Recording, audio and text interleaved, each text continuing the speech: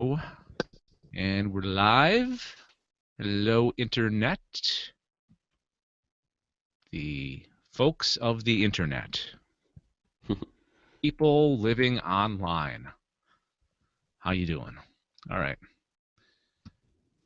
So, okay, now we're going to go live on Alpha Geek. So, the audio is going live. Audio is live. And the video is going live. All right. So, I'm going to start recording the audio. Audio is recording. I'm going to start the intro, and we'll be off to the races. So here we go. Hold on to your butts, because we're starting. The following is a production of Galactic Netcasts. Attention! The SciFi Geeks Club is next! Please, stand by. Live streaming provided by Alpha Geek Radio and Alpha Geek Video. Visit tunein.alphageekradio.com to learn more. Hear ye, hear ye! Another meeting of the SciFi Geeks Club is officially called to order! Oh, hello there. I see that you've given the proper hand signal. You may enter the clubhouse. I'm President Dave Nelson here for another meeting of the SciFi Geeks Club with co-members Brad Ludwig and Gregor Sprague. Hey, guys. Hello. Hello. It's the second time for our guest member this week that he's been on the podcast. He is the vice president and editor at the ArnoldFans.com website and the host of Arnold Radio News Podcast. Welcome back to the SciFi Geeks Club, Ryan, the Gillenator Gillen. Hey, Ryan. Hey there. I'm very happy to be here. Welcome back, my friend. Yes, I'm back. We're going to talk to you a little bit more after we get into the news. So let's do this. Headline news of vital, significant events from every corner of the earth. Spoken news brought into your home, your office, even into your car as you speed along the highway. This is the news. Here are the headlines. All right, three big sci-fi stories from the week's news. The first one is a couple of pretty cool sci-fi movies in the works. These were separate stories I found. I thought, separately they're a little bit weak, but together they make an awesome story. So here we go. First one is the next project from J.J. Abrams' Bad Robot production studio. It's a movie called God Particle. According to Variety, the company will produce a film about a team of astronauts on a mission who make a terrifying discovery that challenges all they know about the fabric of reality as they desperately fight for survival. And the wrap adds a few other wrinkles to the narrative, reporting that the film follows an American space station crew who, believing they have destroyed Earth via a Hadron accelerator, allow the crew of hostile nations to board their ship with disastrous results. And the God Particle will hit theaters on February 24th of next year.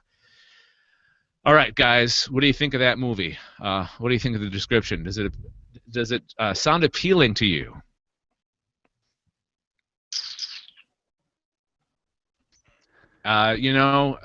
Anybody, just jump in. I like it. I think it sounds cool. Thank you, Ryan. Thanks for being the first. I mean, it sounds cool, but at the same time, it's like I don't think they're telling us too much more, which has me more excited. Because usually with a J.J. Abrams Bad Robot thing, when you don't hear, the less you hear about it, the better it is. I'm referring to 10 Cloverfield Lane, and movies like that where it's like even now the reviews don't really say much about the product because of the fact that to really give any spoilers is going to truly ruin the experience. Have you seen that movie? No, Greg? that's on my list. That's at the top right now, above a certain superhero movie. God, I can't believe that's above that certain superhero movie. The Superman versus the Batman. Yeah. Yes. Yeah, it is because, well, one, it's Dan Trachtenberg directing that movie, and I mean, I'm a big Totally Rad Show fan. It's the sticker on my laptop features the Totally Rad Show. So yeah, For those of I us mean, that don't know what the Totally Rad Show is, describe it real quick. the Totally Rad Show was because it's no longer on the air. It aired on Revision 3 back in the like when podcasting first truly started coming up, and it was Dan Trachtenberg, Alex Albrecht, and Jeff Kanata, all talking about the movies, TV shows, video games, comic books of the week. And it was a really cool segment because a really cool show because I mean, you got all these guys like Dan always led the movie stuff because he's a movie director, you know, he's a director and all that stuff. And so to hear their reviews, and it was a lot of they reviewed them in a lot of the ways that I review things, where I don't say it's bad, like, oh, don't go see it. I might suggest don't go see a movie or whatever, but I never want to say my opinion is final, you obey me. And that was how they were. It was, you got more of their feelings about the movie as opposed to point by point breaking down the movie sort of deal. I've heard that podcast mentioned before. I just never have seen it or listened to it or know anything about it. So it's really great. The intros, look up on YouTube some of the intros that they would do, because they would do all these intros that were based on different things from pop culture, like from the Top That shot for shot remake of the scene, Top That from what was it? It was like one of the Teenage Witch movies or whatever. And then they did another shot for shot of them doing Afternoon Delight from Anchorman, and that one was awesome because that could be funny. Yeah, it was. They said that it took them a long time to do because they were laughing so much while trying to shoot that. But yeah, it was really cool. I think it was on for 7 years, I want to say. Oh wow! Holy crap! Okay, that's a good long run for a podcast. Definitely. Yeah. All right, so that's the reason why you want to see 10 Cloverfield Lane, Yes. because he directed it. Okay, Mhm. and he's the one that directed that Portal fan film. Yeah, the Portal movie or the Okay. Portal short film. I forget what it's called. But yeah, he directed that while still doing the Totally Rad Show, because they talked about it on there, and so I think I've heard rumors that he's one of the directors that they're wanting to do a Portal movie, like to direct the Portal movie. That makes sense. Yeah, I mean, because he did a really great job doing, like, you know, with just a short film. Oh yeah, that short film was amazing. Yeah. I believe it's called Portal Still Alive, if I'm remembering correctly. Okay. All right, so that first story came to us from Blaster.com. The second movie I wanted to mention within this story cluster is from The Wrap, who we already mentioned, the website The Wrap. They report that Oscar Isaac, who is, if I was gay, I would be interested in that. Right? He's got it all, my friends. He's reuniting with writer-director Alex Garland for his next movie called Annihilation. The two, of course, previously worked together on the critically acclaimed Ex Machina. Have you guys all seen Ex Machina? I love that movie. I have not. Yes, very good. Oh, right, you have seen it? What'd you think of it? I loved it. I watched it twice in pretty short succession because I was so interested in it. Just I like how it's kind of a lower budget feel, just pure sci-fi kind of thing, where there's the artificial intelligence. They have to determine if it if it's good enough to keep going forward with it and that kind of thing. I love the interactions they have. It's just kind of it could almost be a play. Oh no, yeah, it's all definitely. self-contained in this small.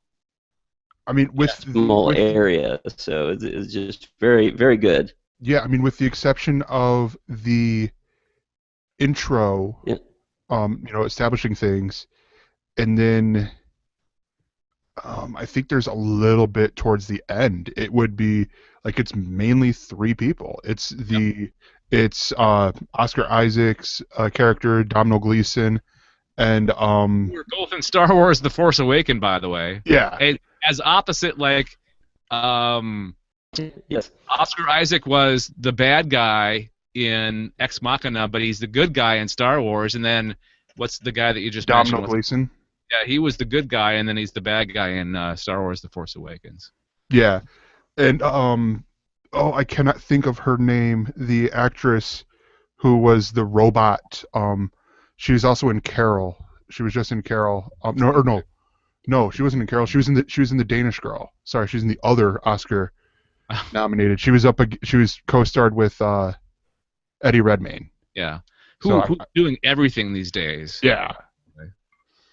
All right, so Isaac will play the husband of Natalie Portman's character, one of 4 women who are sent on an expedition into a mysterious coastal zone where our laws of nature either don't apply or don't exist. I have no idea what that means. It's a very vague description.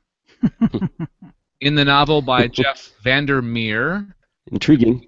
that the movie's based on, Portman's character, a biologist, narrates the story and recounts how her husband went on a previous mission into Area X and disappeared, only to suddenly surface in their kitchen months later with no memory of his expedition and how he got home. He later dies of cancer along with the other members of his team.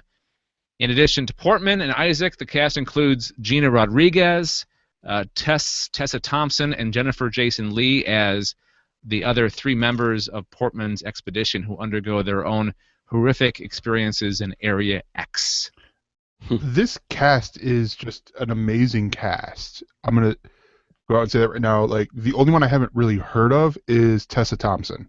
I haven't heard of it. And it could be one of those things like I do a Google search, like, oh, she was this person in that thing, sort of deal. But like every other one, like Gina Rodriguez, very funny actress. She's the star. What's she been in? She's the star of the CW show Jane the Virgin.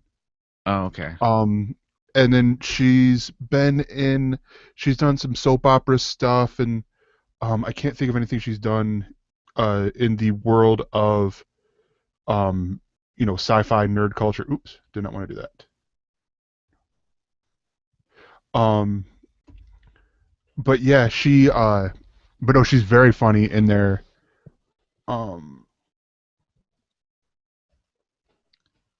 Sorry, I'm looking up the Tessa Thompson right now. I can always tell when Gregor is trying to look something up or is distracted in any way. He's automatically sidelined, sidetracked. It's fun. It's interesting experience. Gosh, there's nothing I could think of, but the Tessa Thompson, she was in Creed and Selma. Okay. Would be the 2 bigger named shows or movies, I should say. Well, this sounds like a more ambitious project than Ex Machina for Alex Garland. I'm interested in this.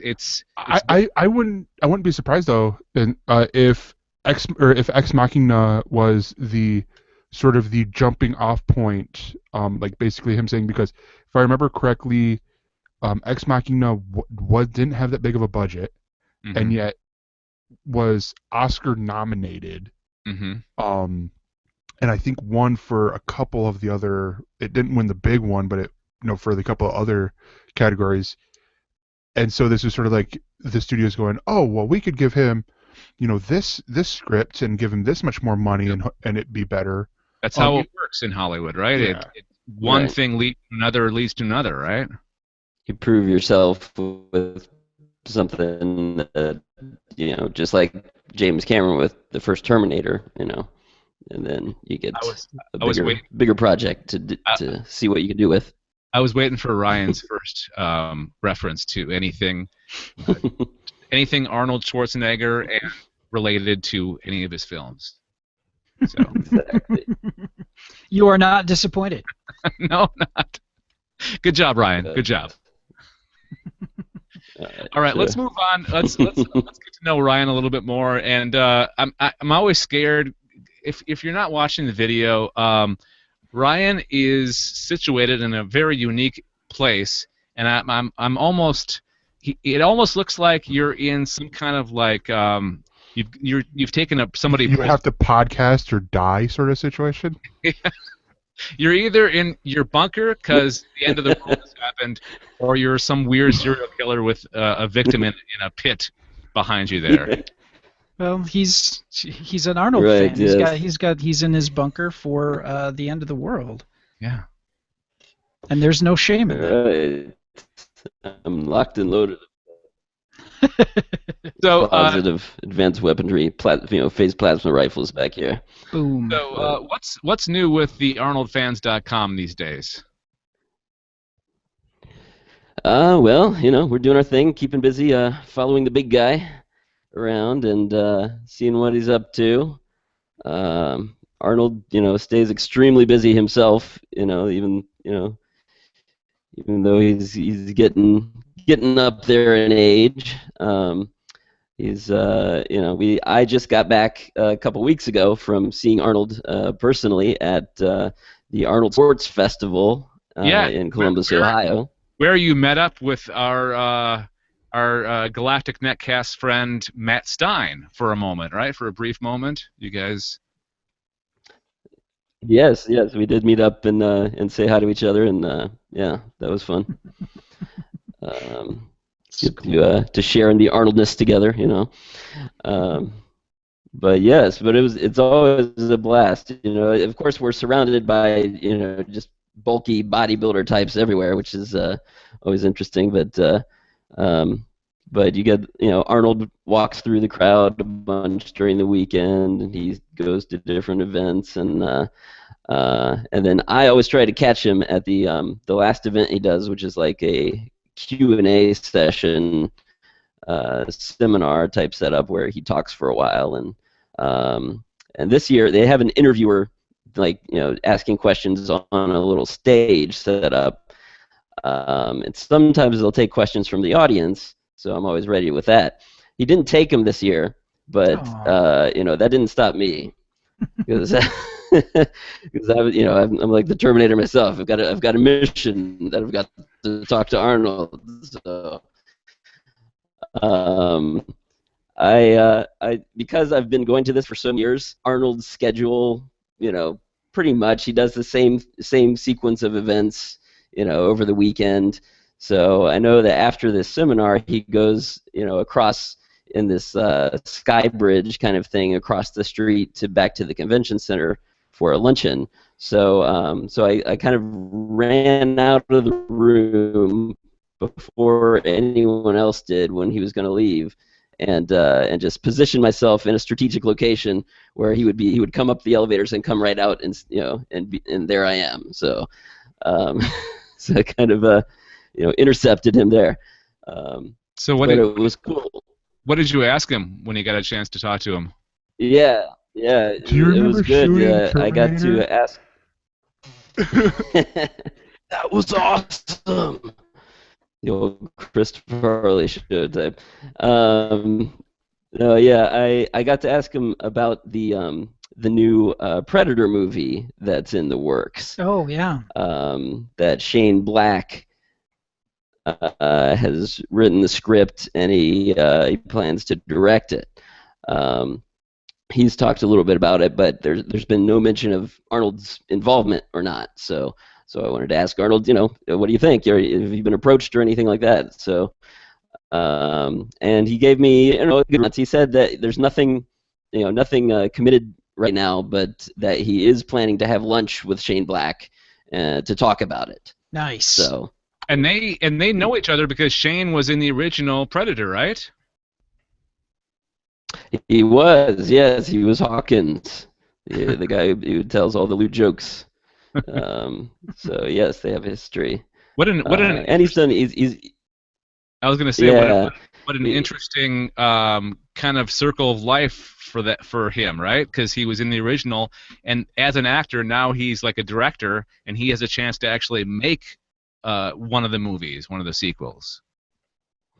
Right. Yeah. Yeah. It is cool, and he's been a writer. I think even longer than he's been an actor, and he directed Iron Man 3. Yep. Was the big one that he did recently. So he's definitely got things lining up for it. Could be really cool. We don't really know anything about the script or what the story is exactly, but certainly I would like to see Arnold in it in some capacity.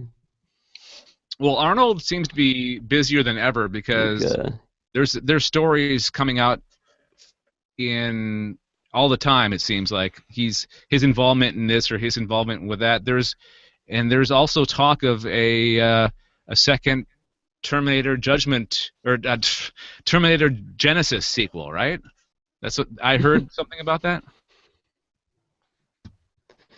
Right. Yes. When they made the Terminator Genesis last year, they already kind of had a plan for 2 more movies, a new trilogy.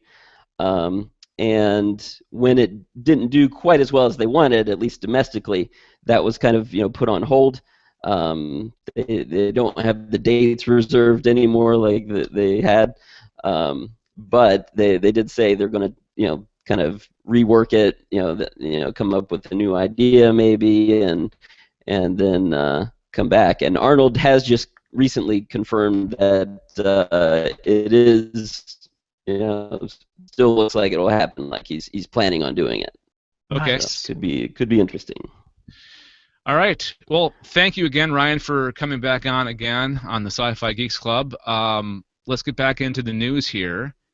And none of us, I can guarantee you right now, none of us will have much to say about this next story. But it was such a story, I kept on seeing it pop up all week that we couldn't not mention it. So it's Star Trek makeup. MAC Cosmetics is boldly going into the Star Trek universe with a cosmetics line celebrating the franchise's 50th anniversary. Now, I didn't even know who MAC Cosmetics was until this story. But apparently my wife and my stepdaughter knows MAC pretty well. I didn't know who they were.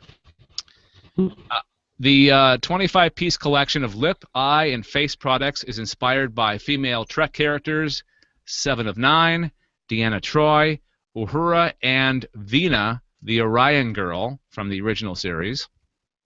Star Trek is an iconic pop culture phenomenon whose storylines pushed gender and racial boundaries, MAC creative director James Gager said in a statement.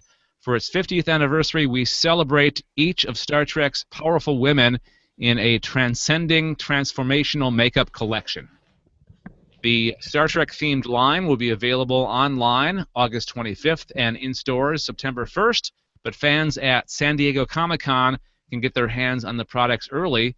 Before its August launch, there will be an exclusive one-day pre-sale on July 21st at the MAC Cosmetics store in San Diego's Gas Lamp District. Now, does anybody have anything to say about this story? It's part of me is torn by this because, and not in I will buy this, but part of it seems like it's a trend that if the ladies are gonna get the makeup, fine, cool, whatever, all the lady nerds are gonna be like, oh, I'm gonna get this one because it's like the same makeup that Uhura would wear or whatever, I don't know. But it seems like it's a trend that I think was started with Pitch Perfect 2. Like Maybelline had a line, because I remember seeing all the commercials. It's like, oh, here's all the Pitch Perfect 2. And I'm like, really? Well, at least it makes sense because it's a female-led movie and all this stuff. And then it's Star Wars, and I'm like, okay, that one got another really from me because that one didn't quite make sense. Yeah, when I saw that, I was like, it took me aback a little bit. Yeah, and then with this one, and I think both those were through Maybelline. This one's through MAC, which I think MAC is not. It's not in all the stores like Maybelline is. but I think it's still, you know, good products. It's not like some up and coming person like, hey, we got the exclusive for the Star Trek cosmetic line here or anything like that. But I do think, you know, I think this is cool for, you know, the female Star Trek fans or the male Star Trek fans who like to wear makeup, whatever, you know, no judgment. And I mean, this is going to make Mac a bunch of money, especially with it being at Comic-Con and it being, they're doing a one-day pre-sale because, you know, a lot of people are going to buy it, you know, because that's how that area of San Diego keeps afloat, is because of Comic-Con. That's about all I got to say about that. Okay, well, there's a lot more feedback than I thought that I was anticipating. I didn't think that you guys would have anything to say about this. That's cool. This is what I get for working in retail. You have an interesting perspective on things, Gregor. Yes. Except for I'm pretty sure we won't, at Dollar General, we won't be seeing a MAC cosmetic stand for Star Trek. Yeah, probably not. You might have to go to a bigger mall for that. Yeah. My wife is really excited about this. She's not a big makeup person. Like, she doesn't use very much. But she's a huge Star Trek fan, so I think that got her. That was like, wow, they're doing this. I need to get some of this, joint. So coming from my perspective, from her angle, it seems to be something that at least women Star Trek fans are pretty excited about. She's actually in a group on Facebook called Women Who Trek. It's an offshoot of another group called Ladies Who Lunch. Nice. It's like a what do you call it group? A networking type of group. Yeah. Okay, sure. Yeah. So, Brad, any thoughts on this before we move on? I've got nothing. Okay. I know your girlfriend Anessa said something on Facebook about it. She seemed to be pretty excited. Yeah, I think she's interested in checking into it and see if that'll work for her skin, and she might give it a whirl.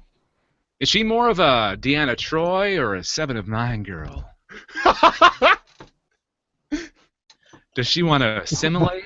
Why would I tell any of you? What they do in the bedroom is their business, dang it. Yes, what Gregor said. All right, Ryan, any thoughts on this before we move on to the next story? No, just.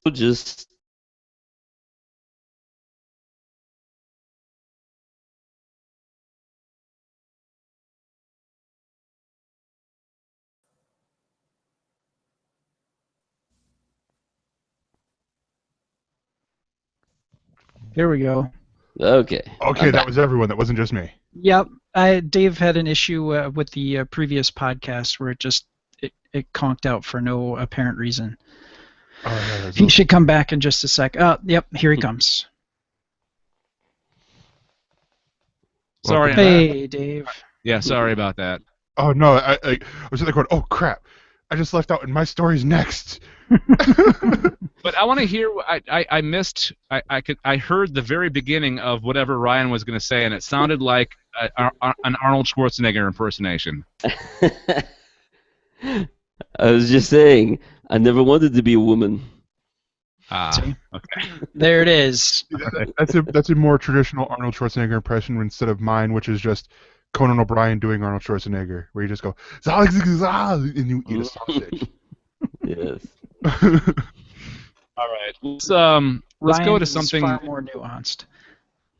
Let's move on to our next story. Before we do, though, we'd like to invite you to join us on Twitter. Actually, follow us on Twitter. We have we hit a milestone this week. We got above 600 followers. I know that sounds like a low number for some people, but for us, that's pretty good. We're now at 702 followers on Twitter, and you can make that 703. Just find Galactic. We're at Galactic Netcast, or just search for Galactic Netcast on Twitter. You can join our Facebook group or subscribe to our YouTube channel and watch us record the podcasts live or watch them later. Just search for Galactic Netcasts, or just click on the corresponding social media logos on the top right of our main website webpage at gncasts.com.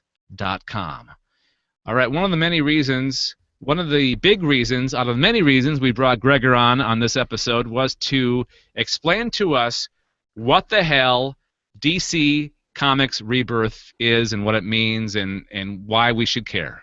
So DC, the Rebirth thing happened this past Saturday at WonderCon, which was the 26th, I think, and they announced this event, Rebirth, and they gave the full solicitations for the next up until September when this will actually happen. And there's some interesting things. The big reason is because Action Comics and Detective Comics would both be hitting 1,000 issues. So they're sort of doing away with the, from what it sounds like from reading the article from Newsarama, that they're going away from the DCU New 52 universe and then going to the pre-Flashpoint universe. At least with Superman. It's not going to be across the board because there's some interesting. Because isn't there already 2 different Superman titles right now? Yes, there's and see, this is the interesting thing for me as a reader, and I would probably I think I come at the other end with Corey, but I think I might do the same thing with Brad, where there's the Superman Action Comics, Batman and Superman books that actually, hold on, I have one as a plug because I got Doritos the other day. There's like this one, which is the traditional line, and this is the New 52 version, and then you have Superman and Lois Lane, which is the other book, which is a pre-Flashpoint Superman. In that story, I think he was brought into the New 52 universe and all that.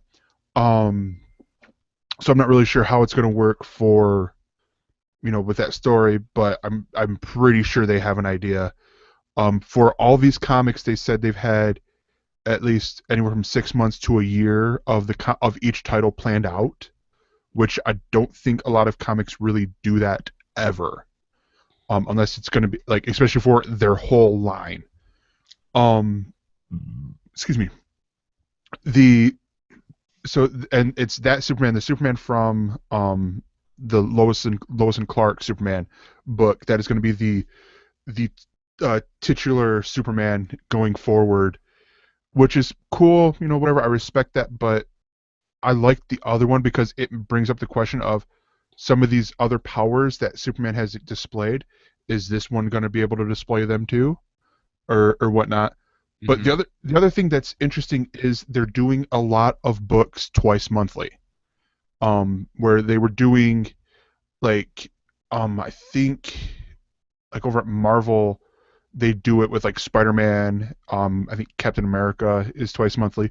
They do it with some of the select few books. With this line, it seems like a lot of the big name characters, so for instance characters that might be in film or television, will be getting twice monthly books. But the cool part is they're doing interesting things with it. They're bringing in Greg Rucka back, who I love him as a writer, to do Wonder Woman. He did Wonder Woman in the past. He's coming back and doing her, and with her, with that story, he's telling 2 separate stories. He's telling one in the current timeline with one artist, and then he's telling another they're calling it Wonder Woman Year One with another artist. And there's other so if you look through at the article, which I'm pretty sure will be in the show notes, from Newsarama, they give you towards the bottom, they give you all the comics that are coming out starting in May, or starting in June. The Rebirth is going to start with the Rebirth book, right? It's going to be like 90 some pages. Or Yes something? and no, because the the two books I don't see mentioned here are Justice League 51 and 52, where they're going to be setup books for Dan Jurgens' run on I believe in Titans and in is it Justice League? Or no, not Justice League. There's another book that he's doing that it would be a lead into that. The other cool thing that, like, I know for Corey, who is he's a Nightwing fan. Nightwing's coming back. It's Dick Grayson in the blue and black, and all that, and all that. They've got a great selection of writers and artists on here. Scott Snyder, who had been doing Batman through the whole New 52 lineup, is going to be doing a book called All-Star Batman, which is going to have artists like Jock, and I think Greg Capullo is going to be on there. John Romita Jr. Is going to be on there.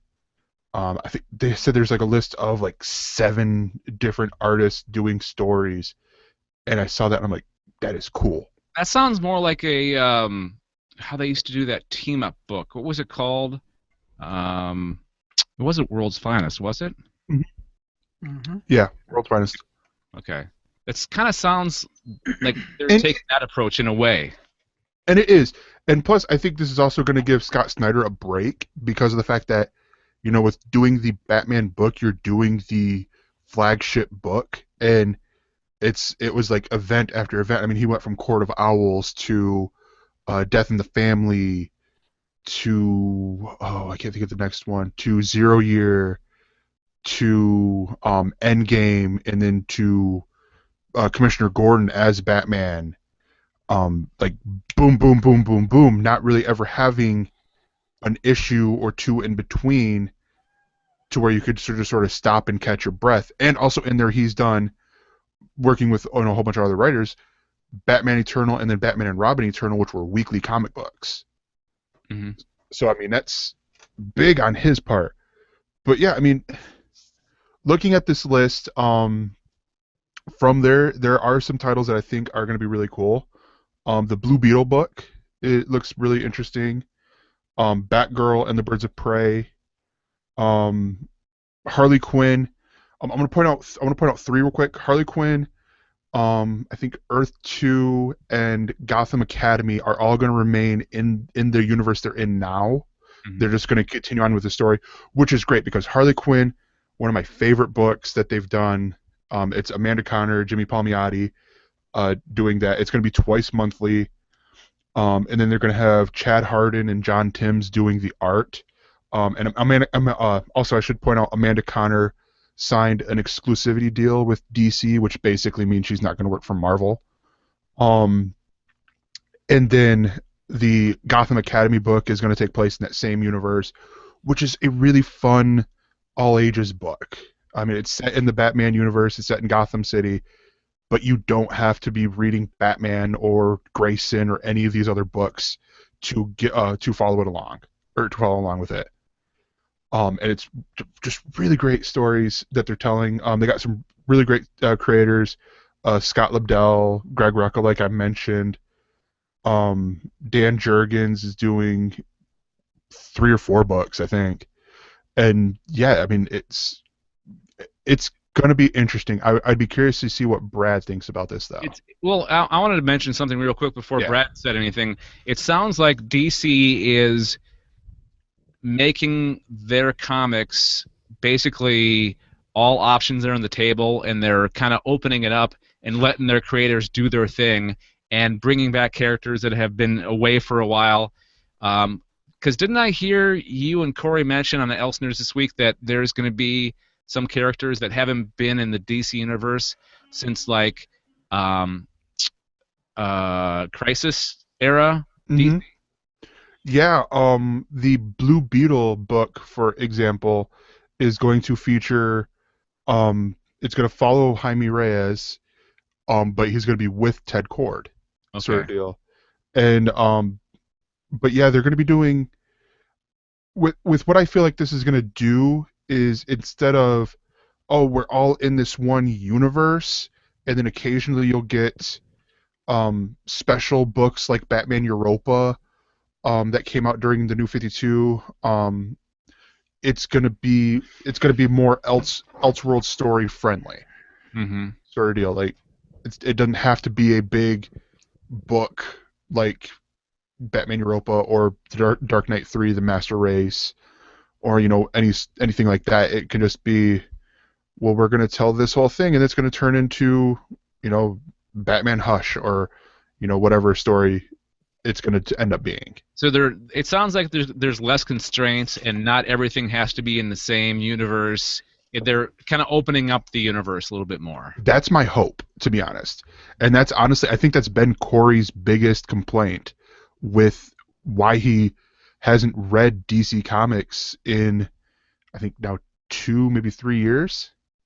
Like he went from reading quite a bit of them when he was working at the comic book store to, I think he was only reading Harley Quinn, to where now I don't even think he's reading the Harley Quinn book because of how editorial treats some of their writers and artists, like storyline wise. Like they're just like, oh, you have to be pigeonholed in here when the writer wants to tell, this story, sort of thing.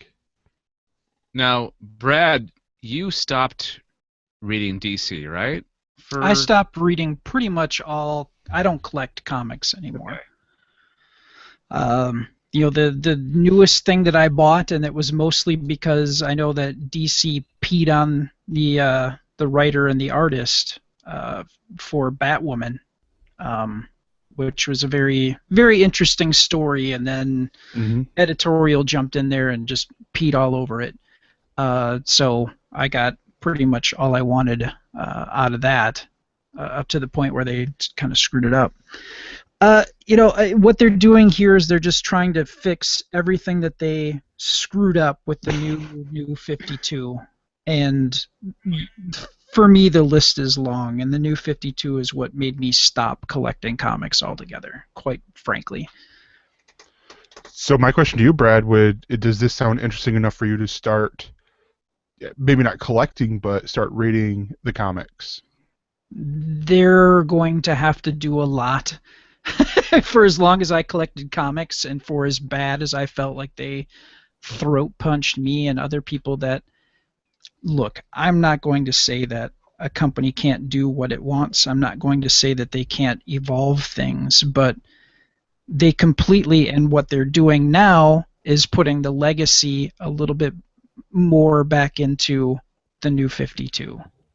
Which was my hugest complaint, and the reason why I stopped. So I'm guessing I'm not the lone voice in the wilderness on that.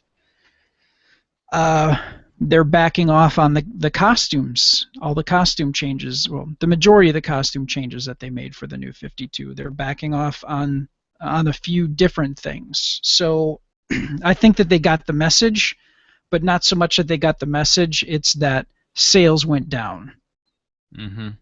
At the end of the day, they're a business. They're owned by Warner, and Warner looks at the bottom line. And if you're not pulling in the share and not pulling in the cash, then you're told to make a change. That's the one thing I keep forgetting as a person who, I'll just say it this way, finds alternative means of reading my comic books.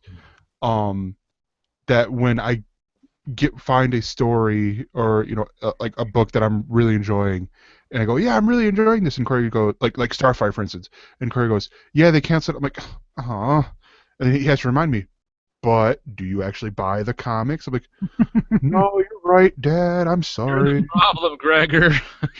Well, no, I'm not the problem. I'm not necessarily the problem. It's just I'm not helping at all. Yeah. I do appreciate some of the things that I feel bad for Ryan right now. We'll wrap this up. I was about to bring him in. We'll wrap this up here. I do enjoy the fact that they're bringing the legacy back. I do enjoy the fact that they've have 52 worlds to play in, and now they're starting to bring in and tell stories of some of the other characters, which they had the opportunity to do, and they started to do a little bit with what was the comic book, Multiverse? Multiversity. Multiversity, yeah. Thank you. So they had an opportunity to play around in the other worlds, but they did the Earth 2 book, and that was it, which was very disappointing. Well, and then even after Multiversity and Convergence, they had Justice League 3000 and then Justice League 3001, which I think were an alternate Earth book as well. But you know, they were doing Elseworld stuff before, and everything was fine. So the fact that they did Convergence and now they're doing this, they're fixing everything that they broke when they did the New 52, or at least starting to. So I mean, I appreciate that, but for as much money as I physically gave DC Comics to have them pee on everything that I enjoyed in the universe and have it taken away. And I'm not being an old man about this, and not I embrace change. Change is good. Change is fine. But when you take the heart out of the thing is no longer something that you appreciate, and that's what they did. And now they're trying to bring it back. Yeah, they're bringing it back. And the other thing, real quick, that I'll mention too is they announced a price point that all comics. And I'm going to put air quotes around all, because there's probably going to be the exceptions with annuals or, you know, special deluxe edition books. It's all, every issue is going to be $2.99. And it's about damn time. Which is great, because that's one of the things that I find frustrating with Marvel, and well, DC as well, but mainly with Marvel, is you'll get a story, you'll be reading a book, and then they're like, oh, well, we're coming up close to like, stay tuned for my ing. We're getting close to a landmark thing, so let's jack the price up to $5, and then throw in 5 extra stories or something like that. And that's what they did in the '90s too, which, you know, they put a foil cover on something and you know jack you up for an additional $1 for hollow foil, whatever. It's crap. It's crap. All right. So, there you go. All right, Ryan, before we move on, do you have anything to add to this story at all? No, I'd leave it to the experts there. All right. I'm learning lots of new terms. Wait, who are the experts? Yeah. You know that you're an expert. Come on. All right. You are, yes. My expert hat, then, I guess. There you go. That's a serious hat. Wait a second. I gotta. Oh yeah, it's perfect. Yeah, that makes you. Before you were an expert, but now you look like one, Gregor. Yeah, except for now my headphones are falling down my head, so I can't hear you guys. Then you can't wear the serious hat then. Yeah. Okay. All right. Hey, before we move on to the big question, got to remind you guys, if you haven't yet, please contribute something to our Patreon account. Patreon campaign, that's a better word for it. Patreon, patreon.com/Galactic Netcasts. You guys are doing great. We were able to afford getting some audio hosting, which is one step closer to getting Gregor and Corey and the Else Nerd Show over to the Galactic Netcast Network, which you guys have been talking about for, I don't know, a 5 year years. and a half now. Yeah. It'll happen. So, Dave, quick question here for people who don't know, what are some of the things that they could get if they contributed to your Patreon here? Wow, thanks for asking, Gregor. Well, you can pledge as little as $1 a month, and that will get you exclusive access to Patreon-only Slack channel, which you can use to chat with us during the recording of our podcasts or anytime we happen to be on the Slack channel. So, you want to bug me when I'm at work? Pledge $1. Yes, that's worth the price just by itself, right there. And I work in the internet business, so I'm on all the time. Yeah. So I'm sitting there going, like, punching buttons because I have a smartwatch and just, Dave, shut up. Okay. So if you want to talk to Brad at lunch while he's on his lunch break, give that $1 a month. Or up your your donation amount every month to $3. That will get you access to the Patreon Slack channel and an exclusive newsletter with extra stories of what we talk about on our podcasts. That's $3 a month. For $5 Sounds like another a thing month, I gotta get off my butt and do. Oh yeah. The splash page. It's a hard thing to remember. I forget until like the last week of the month. I'm like, oh crap, we gotta get that done. Okay, so $5 a month will get you an extra episode of each of our podcasts, and that's all exclusively to you guys as patrons. So again, if you want to be part of the cool club, the cool kids in the class, go to patreon.com/galacticnetcasts, and your money each month helps us afford certain things that keeps us rolling, keeps us doing the thing that we're doing. All right, let's do this. Dave? Huh? Dave? Hey, Dave, what's the question? All right, big question time. Are you guys ready? Brad? Yes. Gregor? Yes. Ryan? Kill me, I'm here. Here's the big question. Okay, and this is one of those what if scenarios, because we know that Arnold's doing great. Okay, he's doing movies, he's doing action movies, he's playing the characters that we love from Arnold Schwarzenegger, but someday he'll have to retire, okay? And we know that day is coming. So the question is, what actor do you think is the rightful heir to the Arnold Schwarzenegger throne when it comes to science fiction action movies? What actor do you think is the rightful heir to the Arnold Schwarzenegger throne when it comes to sci-fi action movies? Okay, here, I want to defer before I give my answer to the expert. You Ryan, get the expert hat in this situation. Arnold Schwarzenegger, did he have any bombs early on in his career? Because this will affect my answer. Like sci-fi bombs. Sci-fi? I don't think any sci-fi because his first sci-fi was really Terminator. Yep. He had Hercules in New York and The Villain early on. Those were very bad movies, but not in the sci-fi genre.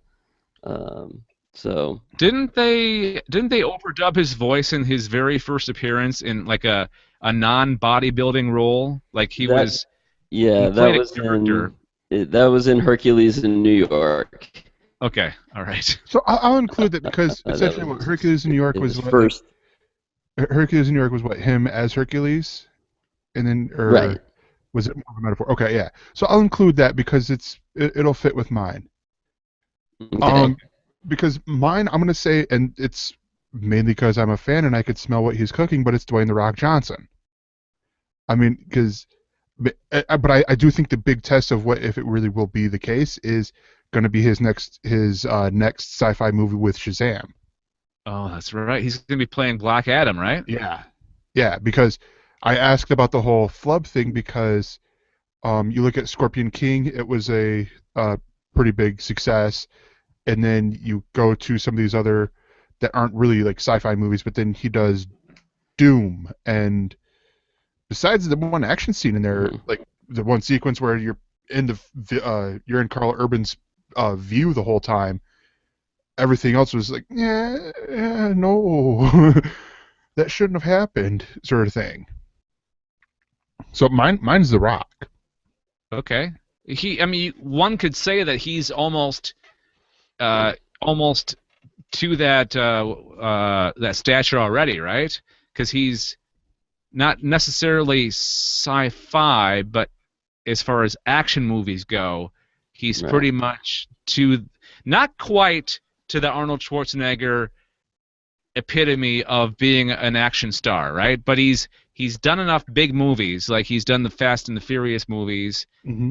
What are some other movies that he's done that have been huge?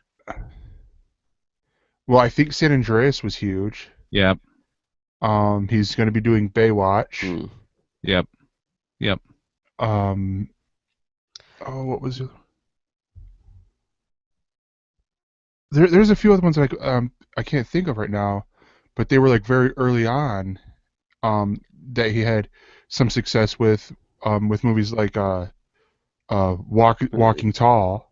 Yep, I remember that one. That was He's done at least one comedy or two. Oh yeah, he's in the movie coming out this summer, Central Intelligence.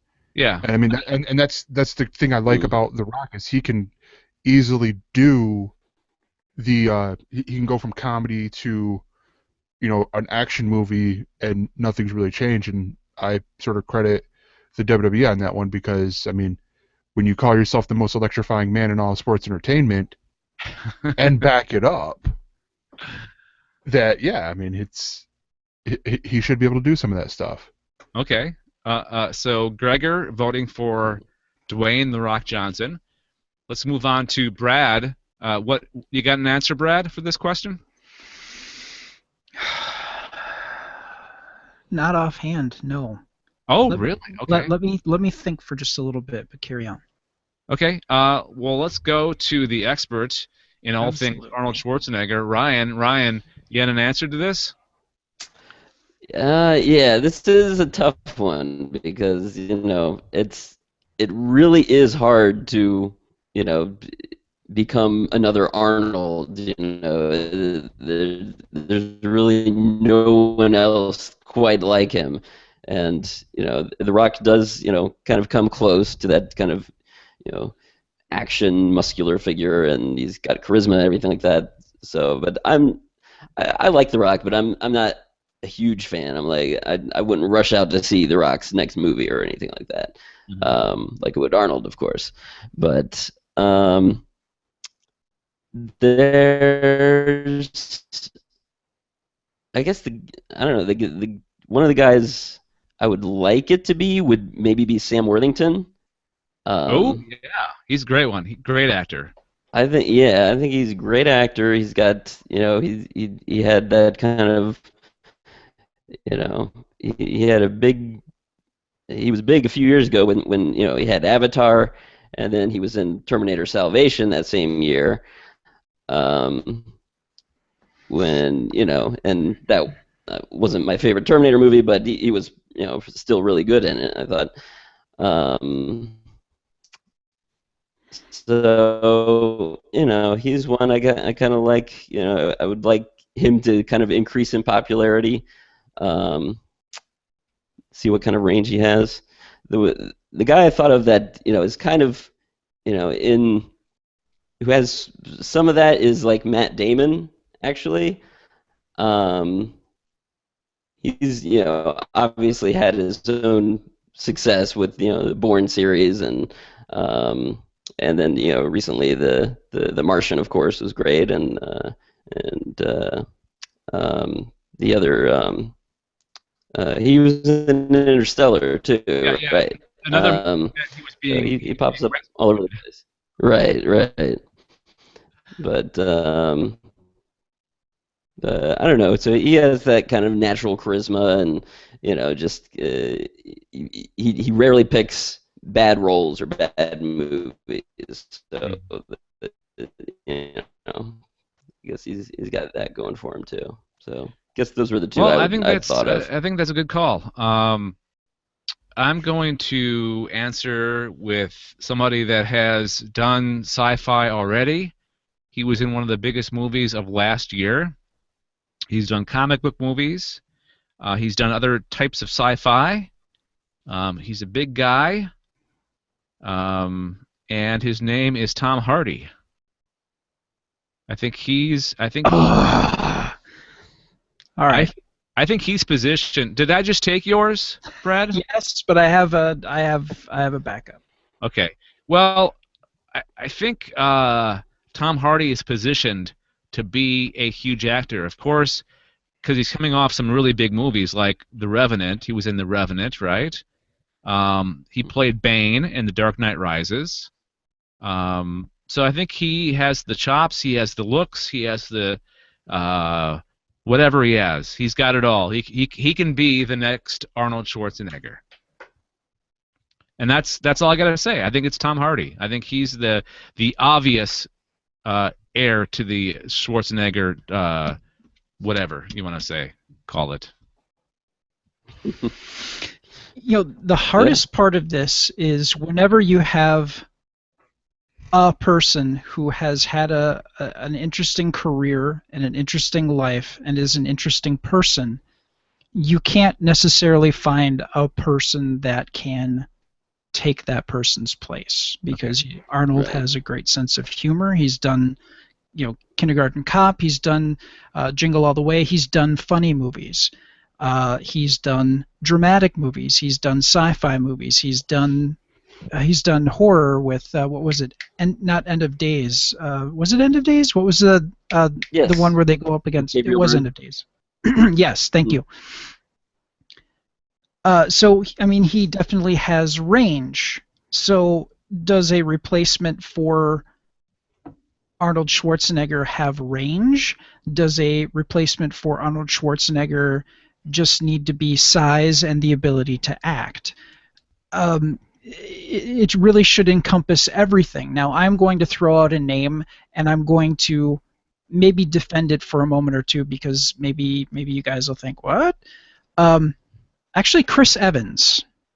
Okay. Now, the reason why I say that is, one, we know that he can actually do to bulk up, to actually get that size, because he's done that repeatedly for Captain America. Okay, so we've got that portion out of the way.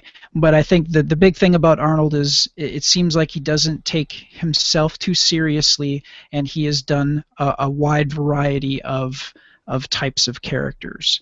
And I think we've seen that with Chris Evans doing Scott Pilgrim versus the World. So he's done comedy and a very wonderful, well-acted character. Snowpiercer. Oh, I was going to mention that. That's a great movie. Which is a wonderful sci-fi thriller. I guess that would be where I would drop that. Of course, he's done not only Captain America, but he was the first Johnny Storm in films. So he's got a lot of the sci-fi cred. He's done drama. He's done comedy. So I think that he has that range, but also he does have the ability to, if we're looking for the size aspect and to play a very physically imposing character, I think that he has accomplished that with his work as Captain America. So my answer, because you took Tom Hardy, is going to be Chris Evans. Well, that was a great replacement, Brad. I have no problem with Chris Evans at all. And I don't know how Ryan feels about that, but that was the only thing that I could really kind of come up with. Yeah. It's hard to find. Yeah, I can see that. Those are all good choices, I think. I think together they make one Arnold Schwarzenegger, all these people. Right. I mean, at the end of the day, Arnold Schwarzenegger is really irreplaceable. Yes. Agreed. And I know that you would reflect that sentiment, Ryan, but I mean, in all honesty, we're never going to see a person or an actor like him probably ever again. And the best we can do is hope we can get some people that can kind of emulate a little bit of what he's done and accomplished in his life. So. All right. That's your big question. Let's before we move on to our ings this week, if you want to find out more about this podcast, you can go to gncasts.com/geeks. That's gncasts.com/geeks. And for the other shows on the Galactic Netcast Network, including the future Else Nerds show, go to gncasts.com. That's gncasts.com. On the website, you can find show notes, contact information, subscription links, and more, plus the live page. You can watch us record the shows live at gncasts.com/live/. So there you go. Check out the website. Let's move on with the ing. Watching, reading, playing, listening, making, watching, reading, playing, listening, making, and watching, reading, playing, listening, making. All right. ING stands for ing, as in watching, reading, listening, playing, etc. And it's just basically stuff that's sci-fi related that we have taken into our senses over the last week. And it looks like Brad is number 1 on the list. Yes, I am playing Fallout 4, and I kind of want my life back. Yeah, that's. I was just gonna say, and you've done nothing else. You've ignored Anessa, and you've just been playing Fallout 4. I just wrapped up finally playing BioShock Infinite, and now I've kind of slid into Fallout 4, and God help me. I've had the opportunity to play like Fallout Tactics, Fallout 3, and now I miss New Vegas, and now I'm going into Fallout 4. The very interesting thing about Fallout 4, besides the story, the setup of how this is all working, how the world we get another insight as to what the world was like before the bombs were dropped, and now we're in this post-apocalyptic world of Fallout. But the interesting thing about this particular iteration of Fallout is there is a bit of civilization building. So we have this in all the other versions of the game. You wandered the wasteland and you ran into people and did things and progressed the storyline and made choices and made your character into whatever you wanted it to be. It is essentially a computer RPG. The interesting thing about this is they kept a lot of that, but the other thing too is if you really think about it, in a post-apocalyptic world, you would need to be a part of building a new community, you need to rebuild civilization. So in this particular iteration of Fallout, you actually are going through the wilderness and you run into groups of people where you can actually bring them back to your old suburb of where you used to live at the beginning of the game and start to put together a community. But in doing so, you need to crafting is a big part of this. So you have the ability to make furniture and deal with food and craft armor and weapons and things like that. But some of the other things that you do is actually develop crops for these people. You're bringing them into this and starting a new community. You need to be able to feed them. You need to be able to give them electricity. You need to be able to give them fresh, clean water. So there is some of that building that takes place as well. It's very fascinating, and it's a very different way to enjoy the Fallout world. And I think it was an interesting and welcome change. So that is my Fallout 4. All right. And you get a pet dog, too. Yes, dog meat returns. I don't know hardly anything about that game. All I know is I keep on, whenever I see anything about that game, I see the picture. I don't know if it's a cover picture of the dude and his dog. Yes, dog meat was a dog that had been, I want to say, in the first 2 or 3 Fallouts, if I recall correctly. It's been so long since I played. But having the attack dog as a companion, the German Shepherd Dogmeat, hadn't been around for a while, so they kind of returned to their roots a little bit and brought back Dogmeat, the German Shepherd. All right, my is watching. I watched a movie that just happened to show up on our cable system, and I set our DVR to record it. I had never heard of it, never seen it. It is the 2005, I think 2005. Hang on, let me check. Yeah. Okay. 2005 movie Zathura: A Space Adventure. It's basically Jumanji, but in space. That's the best way to describe it. It stars Josh Hutcherson, a very early Josh Hutcherson, Dax Shepard, Kristen Stewart, who's terrible in the movie, She's terrible in everything, but she was especially terrible in this. This is pre Sparkly Vampire. Yeah. Tim Robbins was in it. So the basic premise is Tim Robbins is the father of these 2 kids, or 3 kids actually, and he is divorced, so he's got joint custody of his kids with their mother, and the kids are at his house, and he's trying to juggle taking care of them with work stuff. He has to go into work for a meeting, and the kids get left basically home alone with Kristen Stewart, the reluctant sister, who doesn't really want to take care of them. The youngest gets put down in the basement, or he gets put into a dumbwaiter. It's those, I don't know if you guys are familiar with dumbwaiters. Mm-hmm. I prefer my waiter smart, but yeah.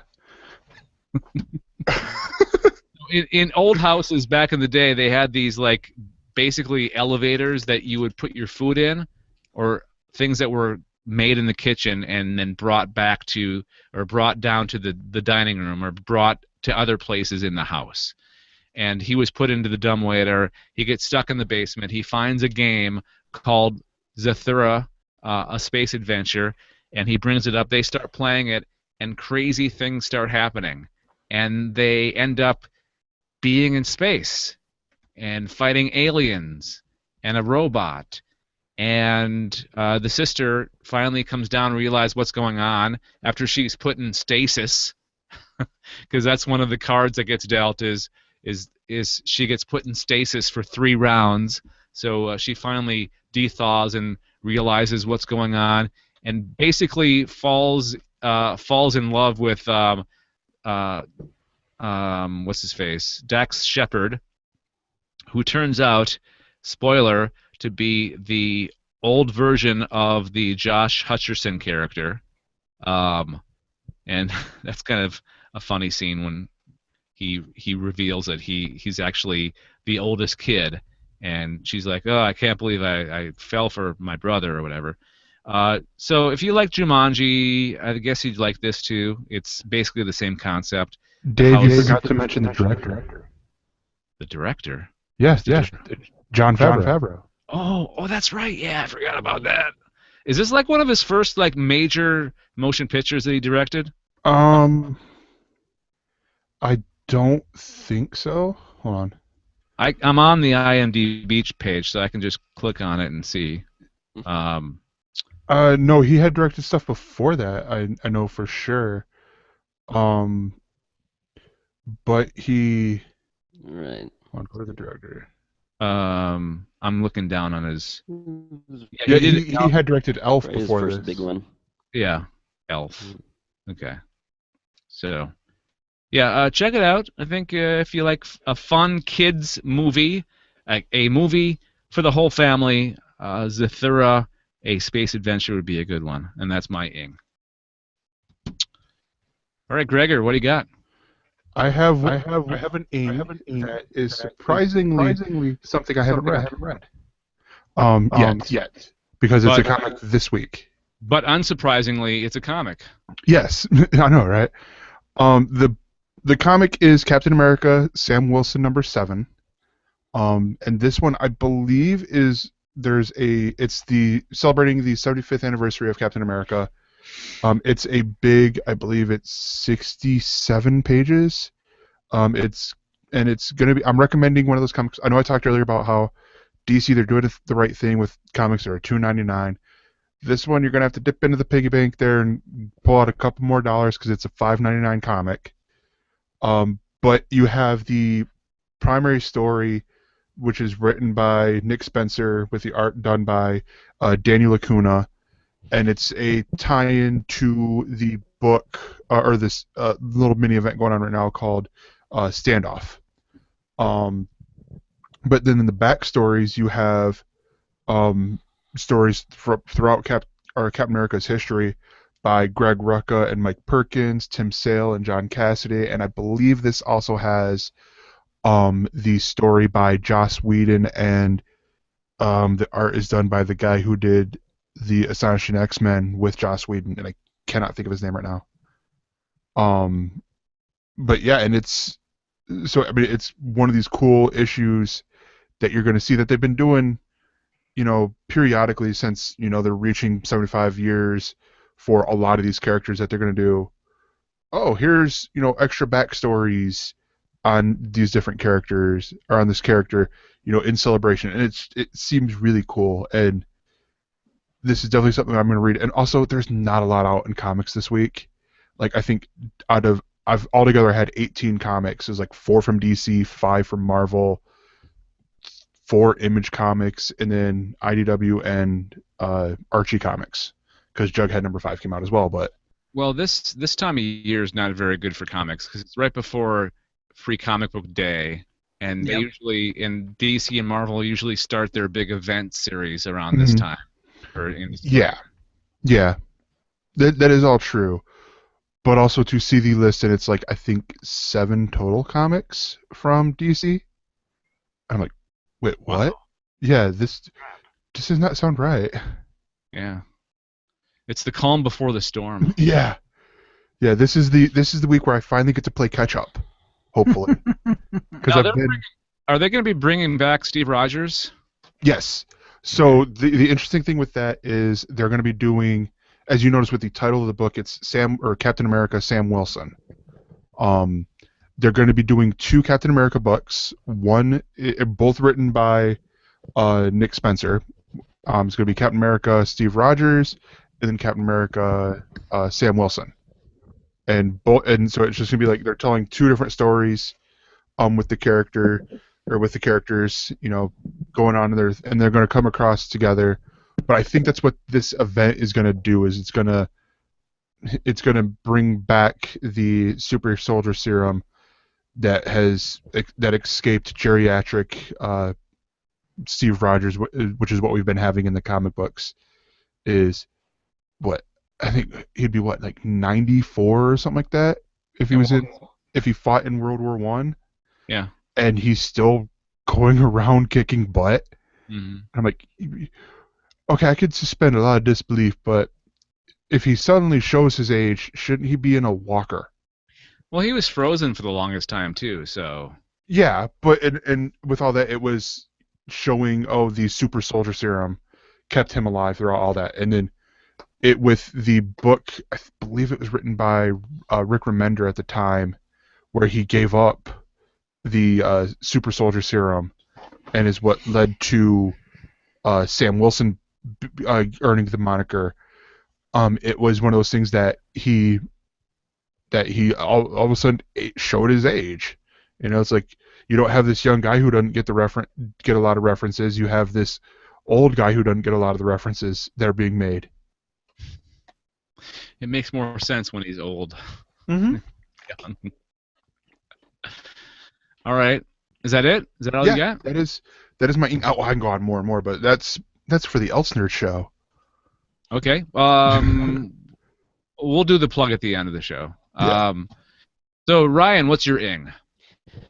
Yeah, I've been playing a couple, some games lately, and I'm not a huge gamer, so I'm not taking on something like Fallout 4, but I kind of like these smaller, kind of games made by independent developers that are more kind of story focused, I guess, and they're don't take a long time to play. It's like a few hours and it's done basically. But there's one I played that came out recently called Firewatch, and oh yeah. It's not sci-fi per se, but it has some kind of mystery elements to it. But it just really tells an interesting story with this character you play, Henry, and who is was hired to be a Firewatch in this national park out in the wilderness. So there's very little contact with other people. Just one other Firewatch that you talk to on the radio, and you describe things to you. It's one of these games where you have a choice of phrases or ways you can respond to things, and that's the main focus is kind of the relationships you develop and and the weird things that happen and that kind of stuff. So it's a very, very cool game. So I enjoyed that quite a bit. And it got me excited that I'm looking forward to Abduction that is coming out this year, which is the spiritual successor to the Myst franchise. I was a big fan of all the Myst games, and it's the same original creators, Rand Miller and his team, and they're doing it's not related to Myst directly, but it's that same kind of puzzle-based, very beautiful environments and a lot of weird things that you have to figure out. That I really enjoy it, and they have put a trailer out there for it now that you can watch, and it's definitely gives me that Myst vibe in a very good way. You just got me thinking, haha, another ing. Wouldn't it be, I think the creators of Myst should make a VR game. Because that would be pretty cool. Yes, well, they are planning that for Abduction, I think. Did they say it? I get confused. I think there was some mention of that, like maybe not right away, but there would be support for that. But yeah, that would be very cool, because it's just they create those environments that you just want to roam around for for hours. I had gotten Myst. I think it was Myst 3 on like the PlayStation 1 or PlayStation 2. I don't think if there was levels, I think I got maybe past the first one. But I remember I got stuck. I was just sitting there looking around like, okay, this is beautiful, but what am I supposed to go? Where am I supposed to go? And all this stuff. Yes, it's the opposite of spoon feeding. They tell you nothing basically. You just have to figure it out. Yeah. All right, there we go. We done? We all wrapped up there? We good? Everybody? I think so. You guys tell them how people they can get a hold of you. Oh, hang on 1 second here. But one thing at a time. Feedback. If you have feedback about what we talked about tonight or any of the episodes recently of the SciFi Geeks Club, feel free to reach out to us via email, geeks@gncasts.com. That's geeks@gncasts.com. You can call our voicemail number, and that is 805-328-3966, 805-328-3966. If you're watching this on YouTube, watching us on YouTube, leave a comment on the video. You can leave a comment on the blog, on the website. You can reply us on Twitter or send us a private message or leave a comment on our Facebook page or group. We have many, many different ways to give us feedback on the stuff that we are talking about. If we suck, let us know. If you think we're great, that'd be even better to hear. Also, don't forget you can subscribe to the SciFi Geeks Club via iTunes, and if you like what we do, if you think that we don't suck, please leave us 5 stars and write a couple sentence review. That gets us even more subscribers and more listeners, because that's how people find stuff that they think is to their liking. Good reviews means good show, so do that, please. You can subscribe to us many, many other ways. In fact, we have a whole page dedicated to that.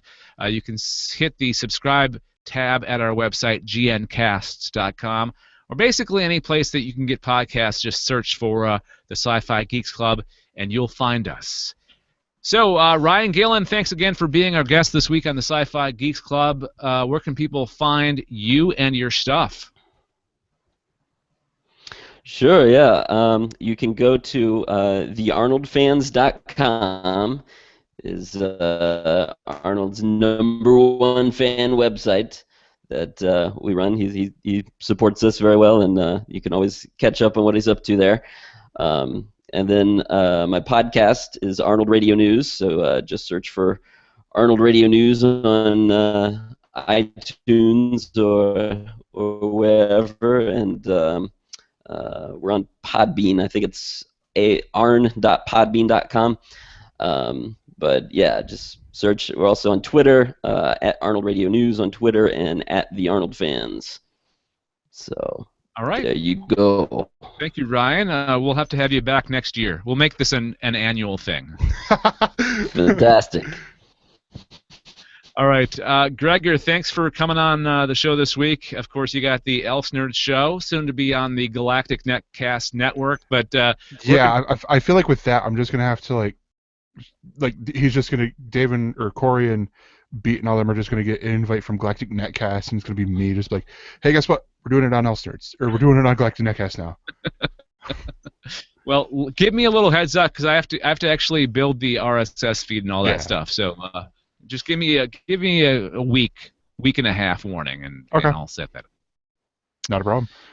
Well, in the meantime, where can people find the Elsnerd Show? Well, the Elsnerd Show is at elsnerds.com. That will take you to our WordPress blog, and you can go to, or if you just want to go right to the YouTube, it's watch.elsnerds.com. We're Elsnerds on Twitter. I'm personally at that Gregor. I'm close to 300. I'm like 48 people away from 300 followers. So go there and follow Gregor. Yes. And facebook.elsnerds.com, where we will post other things, and we'll probably end up, once we do fully assimilate into the Galactic Netcast, have those stuff forward over to Galactic Netcast stuff. And yeah, I mean, watch our episodes. I forgot to give a warning, but the last episode with Corey coming back was so long, we broke it up into 2 parts. With the news segment going first, and then the reviews segment coming after, which, yeah, forgot to mention that to you, Dave. Sorry. No, I found out the hard way. Yeah. But no, we just had so much to talk about, including the news about the DC Rebirth event coming up, and then we got caught up on all the superhero TV shows like Supergirl, Flash, Arrow. Legends of Tomorrow, all the DC shows are over there, and yeah, so it's all over at elsnerds.com. Yeah, if you want more in-depth comic book related stuff, I definitely recommend that you guys check out Elsnerds, because you guys cover that stuff pretty well. Yes, we try to, anyways. All right, and Brad, what's new with you, man? Still plugging away at the Adventure Party podcast and playing Fallout 4. So. Okay. All right. And you can find out more about Adventure Party at our website. It's isn't it gncast.com/party? No, it's /adventure. I always get that wrong. Damn it. No, we got party saved for a special occasion. Oh yeah. All right, I'm Dave Nelson on behalf of Brad, Gregor, Corey, Matt. Hang on, Matt. He always jumps the gun. Why does he do that? Oh, Jesus. Matt, calm down. Anessa, JF, and Ryan, we will talk to you guys all next time. Bye. All right, hang on. Stopping that. We're stopping this.